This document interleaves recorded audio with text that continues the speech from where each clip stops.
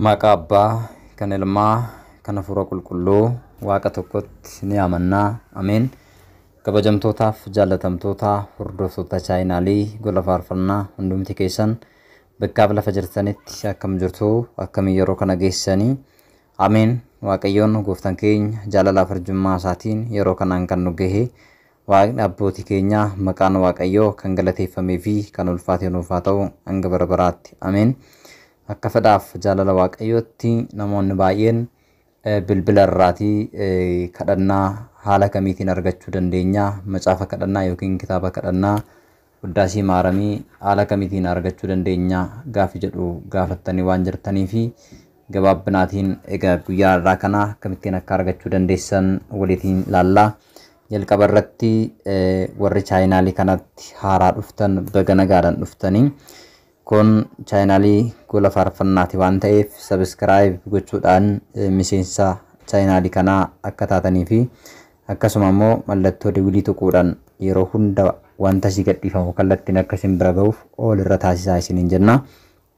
Gaaffiiwwan qabdaniif akkasuma dabalata barnootawwan hedduu argachuudhaaf immoo dhangaan lubbuus chaayinaaliin kun kan kooti waan ta'eef sabiskiraayib gochuudhaan ol irra taasisuudhaan sagalee Waaqayyoo baradhaa isiniin jechaa kallattiidhumaan gara barnoota keenya guyyaa irratti waliin darbina jechuudha. Akkuma beekamu kadhannaan galata durboo maaramii Uddaasii Maaramiin kadhannaawwan tokko tokko yeroo darbe akkamittiin akka diina keenya injifachuu dandeenyu, diina keenya akkamittiin kuffisuu akka dandeenyu waliin barannee jirra. Sigdatiin illee akkamittiin akka sagaduu qabnuu fi akkamittiin akka Waaqayyoon galateeffachuu qabnu walitti ilaaluun keenya barachuun keenya yaadatama.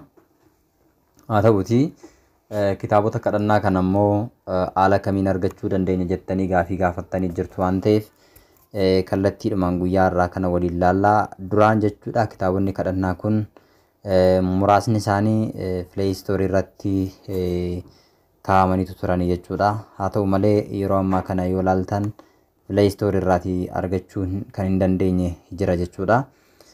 Warreen Play Store irraa argachuu hin dandeenye, Play Store irraa warra argachuu hin dandeenye kana kallattii biraatiin akkamittiin argachuu dandeenya kan jedhu waliin ilaalla. Keessumattuu galata haadha keenya qulqulleettii dubaroo Maaramii yookiin Uddaasii Maaramii afaan Oromiffaadhaan Play Store irra hin jiru, badeetu jira jechuudha. Achirraa kaasaniiru gara Amazon kan jedhamutti achirratti akka gurguramuuf yookiin immoo achirraatii akka bitamuuf kan isaan achirratti dabarsanii jirani. Kanaaf isa kana akkamittiin argachuu dandeenya, akkamittiin kadhachuu dandeenya kan jedhu waan barannee jirruuf isa kana mee achirra deemnee argachuudhaaf eessaatiin seenna kan jedhu waliin ilaalla. Jalqaba akkuma asirratti argitan Googilii kan jedhu kana.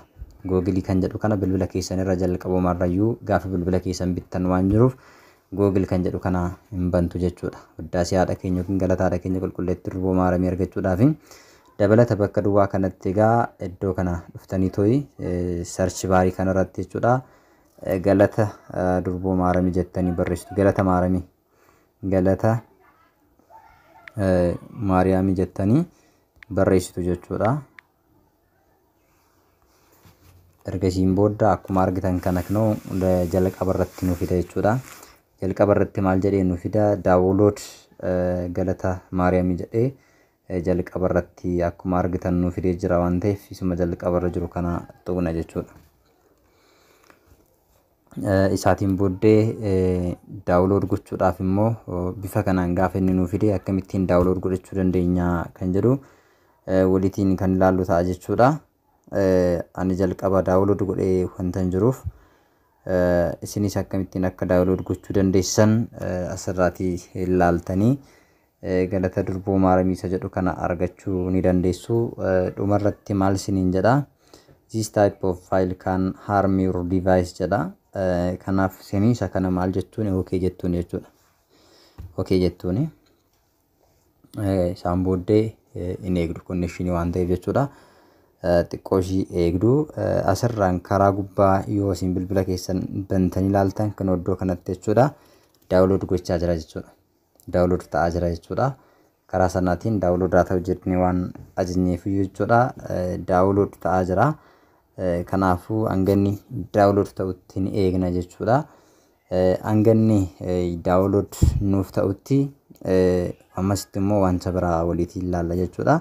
Kanaan booddee finnee irra waan ta'eef daawunlood hinnaa ta'e akkamittiin akka baafachuu dandeenyu waliitiin kan laallu ta'a. Sababiin isaayyuu daawunlood gaafa godhee iskiriinii keenya irratti nuuf baasa waan ta'eef jechuudha. Isa kana haala kanaatiin ilaalla. Lammaffaan kitaabota jiran keessaatii yeroo darbee waa'ee sagadaa waa'ee kadhannaa irratti kan waliin ilaalle immoo Play Store keessaa argachuu dandeenya. Afaan Amaariffaatiin kaa'ameera kan barreeffamee jiru. Isa kana immoo kadhannaa akkamittiin akka kadhachuu dandeenyu, iddoo kadhannaa akkamittiin qopheeffachuu akka dandeenyu warreen Amaariffa dubbisuu dandeessan achirraa argachuu dandeenya. Kanas masqal jettanii barreessitu jechuudha. Isa argachuudhaaf masqal akkuma asirratti argitan masqal ጸሎት መስቀል ጸሎት jettanii barreessitu. Isa kana jalqaba irratti nuuf fida jechuudha. Masqal ጸሎት jedhee kaa'ee jira. Yookiin immoo jalqaba irratti akka argitan የሰይጣን መባረራ jedheetu jira jechuudha. Inni biraa kadhannaa iddoo tokkotti argachuu yoo barbaaddan lammaffaa irratti kan argitan kana masgaba ጸሎት kan jedhu jira. Galmee kadhannaati. Amaariffaa fi Oromiffaan iddoo tokkotti kan qabatee jirudha jechuudha. Isa kanas buusee isinitti agarsiisa iddoo tokkotti yoo barbaadani. Kan biraa yoo irratti gasixxan kitaabota hedduu argachuu kan dandeessan Dirsaana Mikaa'eliin jira. Wuddaashee Maaramiin Amaariffaan gosa lama jira. Argaanoon illee kan iddoo kana jira jechuudha. Argaanoon illee iddoo kana jira. Warreen barbaadanii Taammira Maaramiin jira.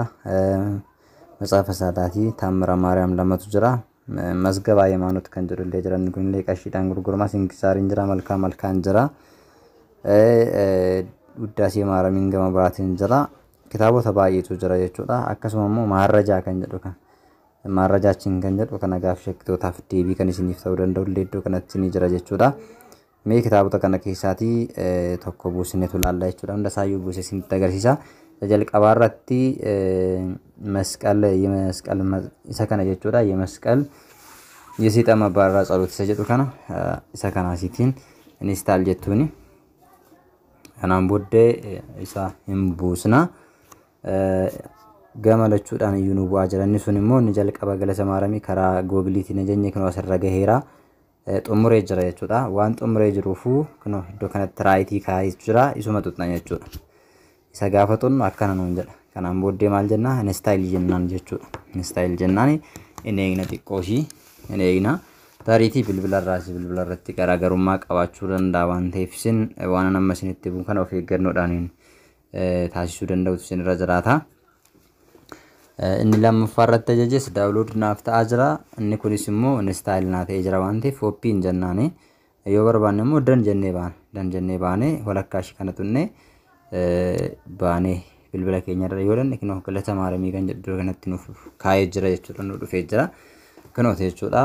Kun kadhannaa yeroo hundaati jalqabumarraa kaasee hanga xumuraatti nu kaa'eetu jira jechuudha. Taariitii gosa baay'eedhaan jira waan ta'eef jechuudha. Kun isa jalqabaati.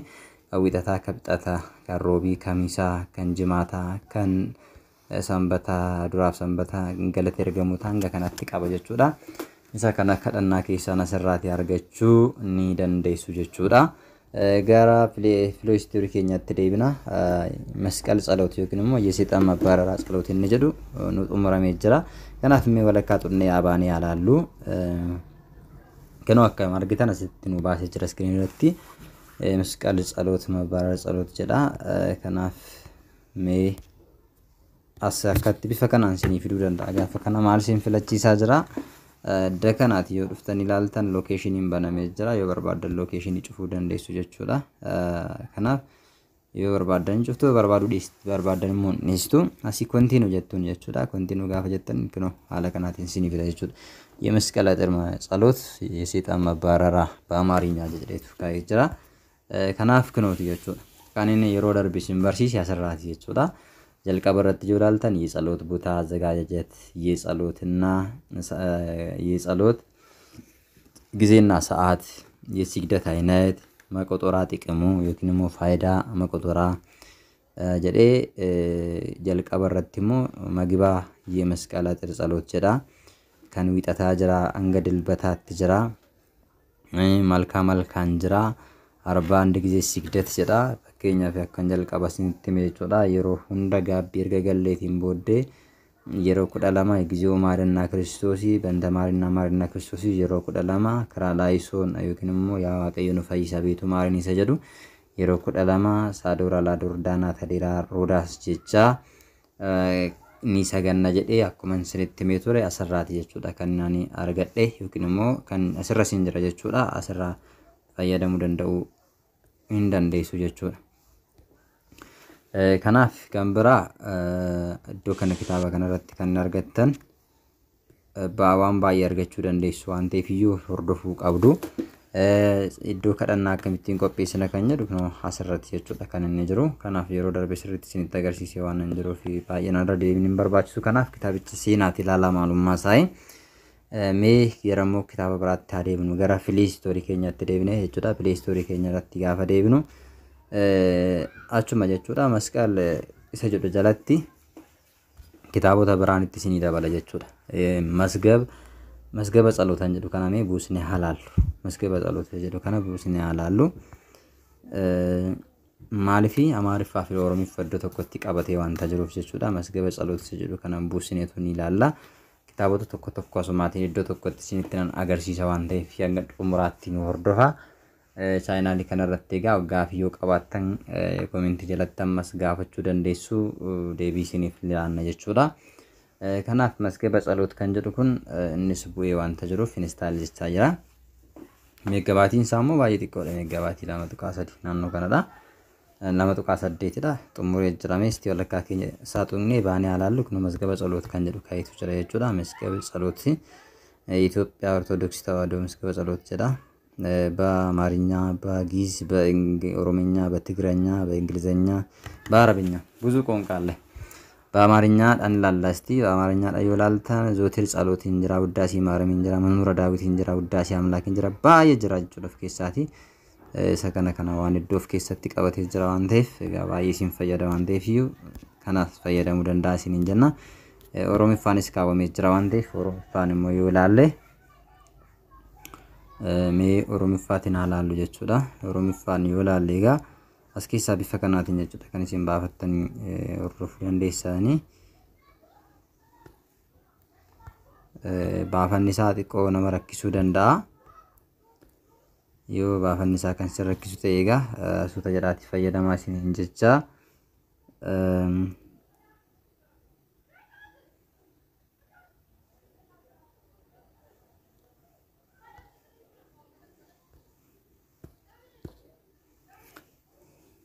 gara asti dubatti baane gara Oromiffaatti haa deebinu xiqqooshi baafata irratti nama rakkisa baafanni isaa dubatti deebi'ee nama baasuu irratti hanga itti bartanittidha malee booddee rakkoo hin qabu kanasitti በኦሮምኛ kan jedhu kana ጸሎተ ክፍሎች በኦሮምኛ jedhee kaa'ee jira kadhannaa yeroo hunda wiixata kan kadhatamu kibxata kan kadhatamu roobii kan kadhatamu jedhee hanga dilbataatti kaa'ee baay'ifaa qabamoo kun wanti dasiin jedhus keessatti kadhannaa kana keessatti baay'ifaa qaba deebi'ee galata ergamootaa qaba faarfannaa daawit qaba kadhannaa raajotaallee qaba hin olaalaas keessatti raajota hedduu kadhannaa Museen kadhate isa jalqabaa isa lammaffaa sadaffaa kanaanan kadhate Hisqiyaas Minaasee Yoonaas Baaqoom Isaayyaas Durboo Maaramiin kan ishiin kadhatte kadhannaa isaan kadhatan kana kadhachuu dandeenya Zakkaariyaas Simoon kan kadhate fakkeenyaaf mee kan Durboo Maaramii alaalu kadhannaa Durboo Maaramii yoo ilaaltan as keessatti kaayetu jira jechuudha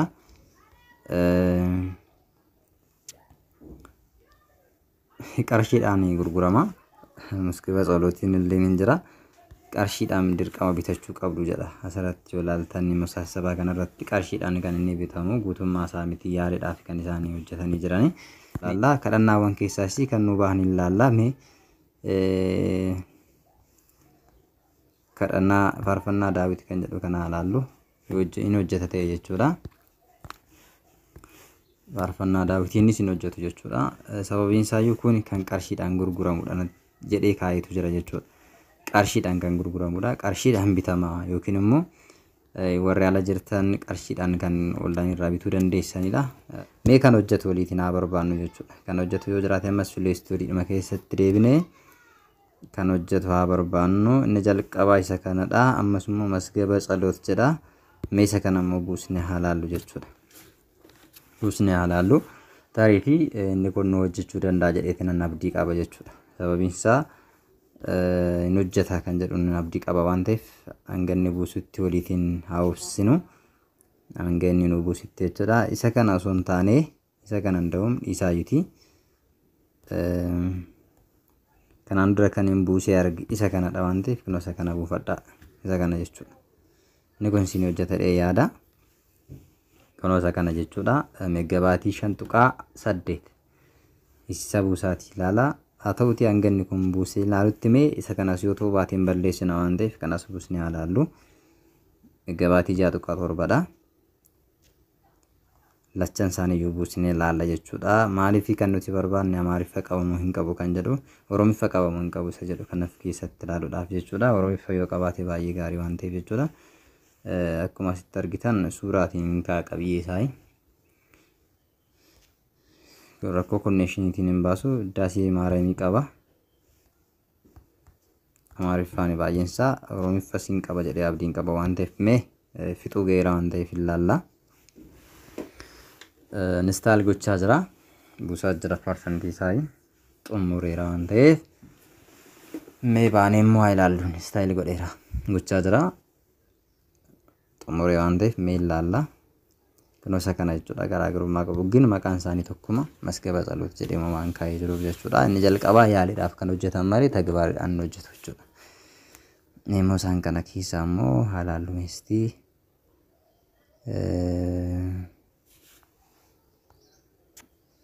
ishee kunis wanta biraa ta'a.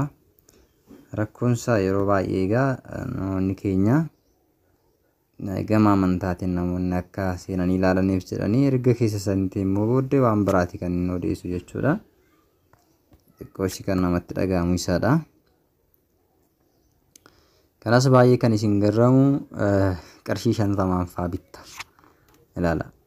Hin bitama malee kan bitamudha malee direktiidhaan firiidhaan hin jiru jechuudha. Kan baay'ee isin ajaa'ibu. Firiidhaan argachuu hin dandeessan.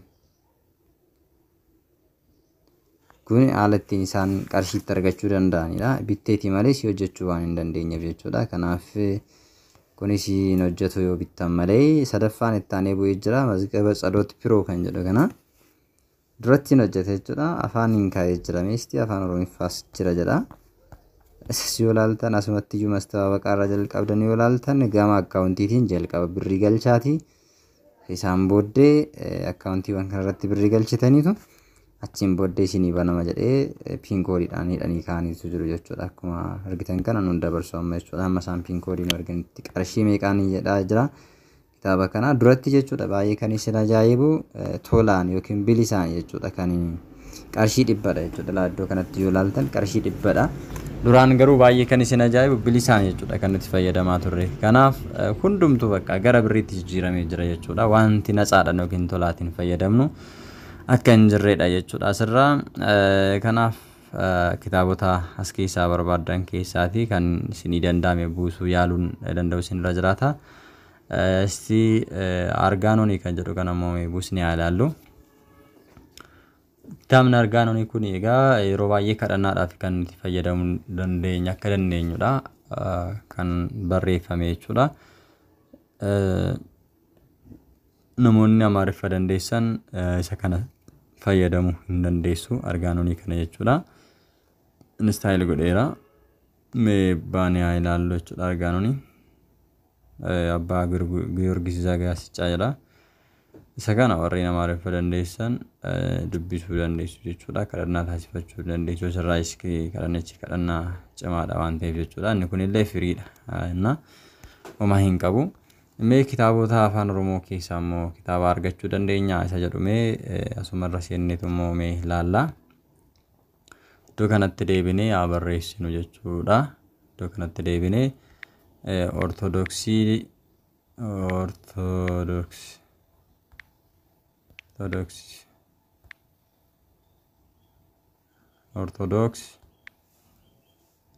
Baay'il jennee haa gallu. Baay'il Mee ortodoksii all bible jennee agallu tarii kitaabonni nu jalaatii nuti dhabne kun as keessatti argachuu dandeenya kan jedhu jechuudha.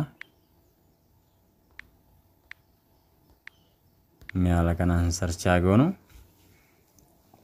akkuma argitan kitaabni Amaariffaan barreeffamee jiru macaafni qulqulluun abbaan 81 iddoo kana jira. Isa kana buufachuu dandeessu jechuudha. Abbaa 81 meegaabaayitii 10dha. Isa kanas buufachuu dandeessu. Namoonni Amaariffa dubbisuu dandeessan kitaaba Amaariffaa abbaa 81 jechuudha. Amma yoonatti garuu kan baay'ee isin ajaa'ibu gara afaan Oromiffaatti kitaabni kun hin jijjiiramne jechuudha. Kanaaf isa kana fayyadamuu hin dandeessu. Kitaabni sirriin isaadha waan ta'eef jechuudha. Kitaabonni afaan Oromoo yoo dirsaanota garaa garaa barbaadan immoo kunoo dirsaanni Mikaa'eliin isaas jira. Dirsaana Mikaa'eliis buustanii itti fayyadamuu ni dandeessu. Dirsaanonni hundumtuu jiru jechuudha. Inni biraan marrajaadhaan yookiin immoo ibsa shakkitoonni gaaffii kaasaniif isa kanas fayyadamuu ni dandeessu jechuudha. Innis gootanii buustanii jechuudha. Karaa kanaatiin kan isin argachuu dandeessan kitaabonni isaan kanadha. Mee afaan Oromootiin kan jiran immoo hin jiranii asitti mee Oromoo jennee itti daballu. Oromoo itti daballeera kunoo baarii kanarratti Ortodoksii all bible Oromoo. Kitaaba fayyadamuu barbaadan abbaa 66 keessaa የተሻለ kan ta'e hanga tokko kan fooyyee isa kanadha. Abbaa 66 kan manaafiqoonni barreessanidha. Garuu kitaabni 15 keessaa citeera jechuudha. Kitaabota 15 keessaa citanii jiru. Isaanumti kaaniyyuu dogoggora qabu waan ta'eef garuu of eeggannoodhaan fayyadamuu danda'u isin irra jiraata yoo fayyadamuu barbaadaniyyuu jechuudha. Isa kanas akkaataa kanaan daawwatu godhachuu hin dandeessu. Kanaan alaa kitaaba ortodoksiin fayyadamtu yookiis immoo ijoolleen tawaahidootti fayyadamuu qabu jedhee isinii kaa'u keessaa kan bara kitaaba tokko isinitti agarsiisa. Ortodoksiin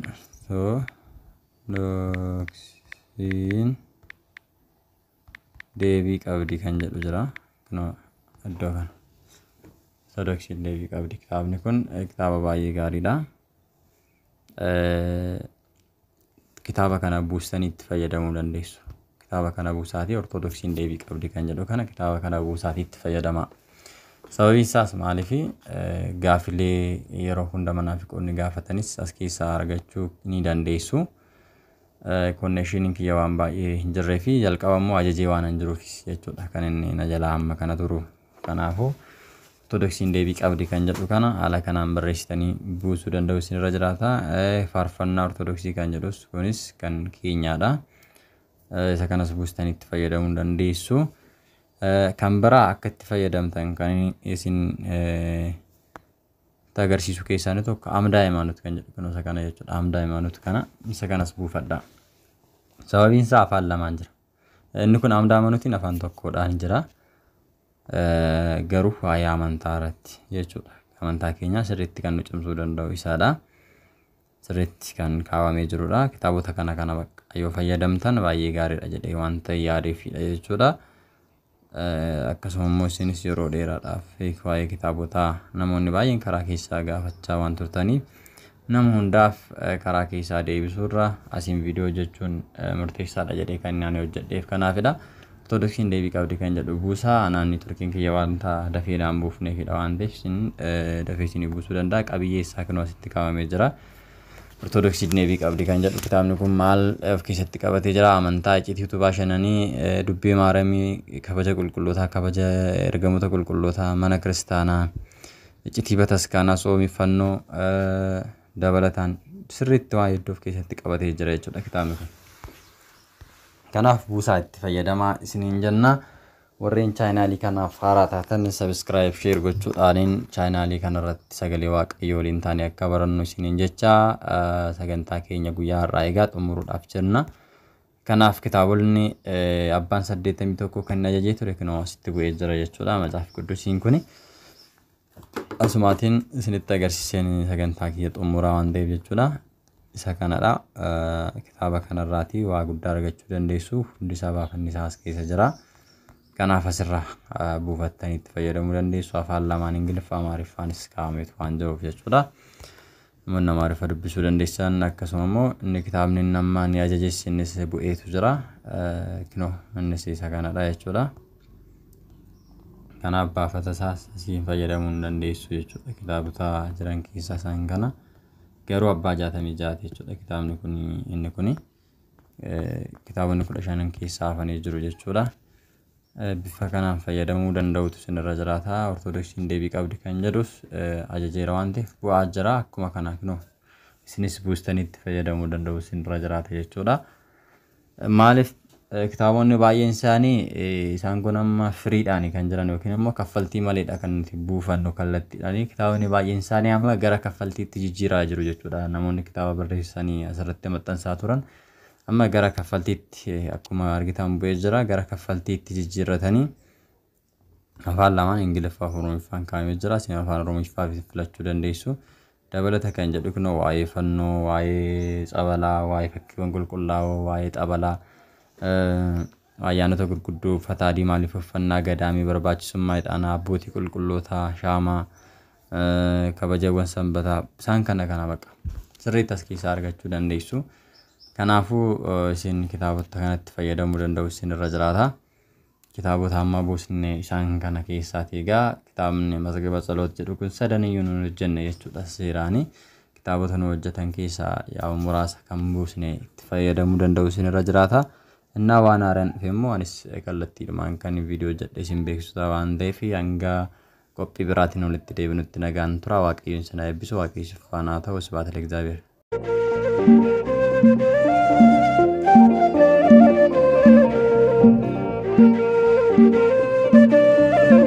Thank you.